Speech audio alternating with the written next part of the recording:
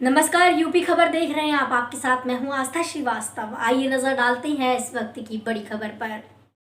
बरेली मीरगंज के प्रकाश मंडप पर शनिवार को समाजवादी पार्टी ने सदस्यता अभियान चलाया, जिसमें कई लोगों ने समाजवादी पार्टी की सदस्यता ग्रहण की।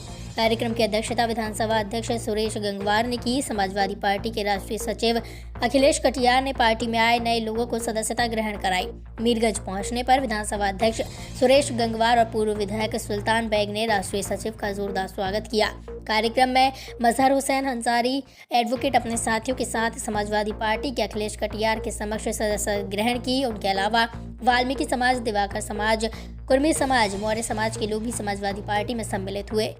साहब हैं, ऐसे बहुत सारे लोग, असरफी लाल मौर्य, वाल्मीकि समाज के कई नेता हमारे साथ प्रमुख नेता ज्वाइन किए हैं। तो ये सब लोग ये मान चुके हैं कि चाहे दलित, चाहे पिछड़ा, चाहे मुसलमान, सब लोगों का रहनुमा सिर्फ अखिलेश यादव है। उनके विश्वास जताते हुए उनके परिवार के सदस्य बने। सर, विधानसभा चुनाव से पहले अभी क्षेत्रीय पंचायत चुनाव आएंगे, उसमें तैयारी कैसी है आपकी पार्टी की?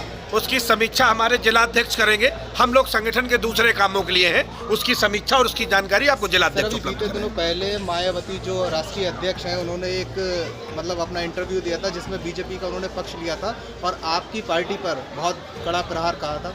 उस पर क्या कहना चाहेंगे मायावती जी? बहन जी का भारतीय जनता पार्टी से प्रेम और आरएसएस से प्रेम बहुत पुराना है। जो दबी बात थी वो बहन जी ने आप सबके सामने उजागर की है। इस देश का चाहे मुस्लिम वर्ग हो, चाहे सिख और बुद्धिस्ट लोग हो, वो सब जानते हैं कि भारतीय जनता पार्टी की विघटनकारी नीतियों के समर्थन में पीछे से बहन जी हैं और अब उस बात के प्रदेश में प्रचार, उसमें चुनाव में ये बात दिखाई देगी। सर, इससे पहले जो लोकसभा चुनाव हुआ था उसमें आपका गठबंधन था उस सरकार में। हमने भारतीय जनता पार्टी को सत्ता से दूर रखने के लिए अपने हितों को दरकिनार करते हुए लोकतंत्र में अपनी जिम्मेदारी निभाने का काम किया था। अपने हितों को, अपनी सीटों को कम करके, इसलिए कि भारतीय जनता पार्टी को सत्ता में आने से रोका जा सके। मेरे नेता का दिल बहुत बड़ा है। अपने को दरकिनार करके अपने प्रत्याशियों को जो जीतने लायक थे उनको भी पीछे करके हमने प्रयास किया था कि भारतीय जनता पार्टी को दिल्ली में पहुंचने से रोके। 2022 में क्या आपकी सरकार अब किसी से गठबंधन करेगी क्या? ये फैसला मेरे नेता का है और जो मेरे नेता फैसला करेंगे, समाजवादी पार्टी का एक एक सिपाही उनके हर फैसले के साथ। क्या मानते हैं सर, 2022 में किससे फाइट रहेगी आपकी?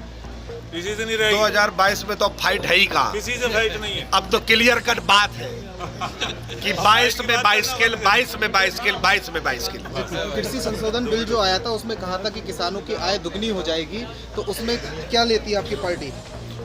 कृषि संशोधन बिल जो आए हैं, पूंजीपतियों को जब ये लगा कोरोना में कि पूरी दुनिया में सब कुछ बंद हो गया और खेती का काम अभी भी हो रहा है, तो अब उन्होंने फरमान जारी कर दिया अपने सेवक को, अपने चौकीदार को कि ये खेती भी हमें दिला दो। और मोदी जी ने एक अनुशासित सेवक की तरह धड़ाधड़ बिल पास कर दिए।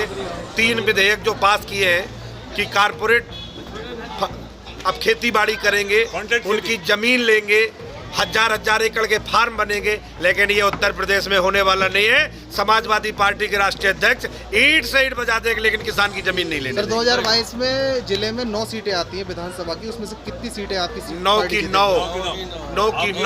कॉन्फिडेंस है पूरा? पूरा 9 कोई समझौता नहीं।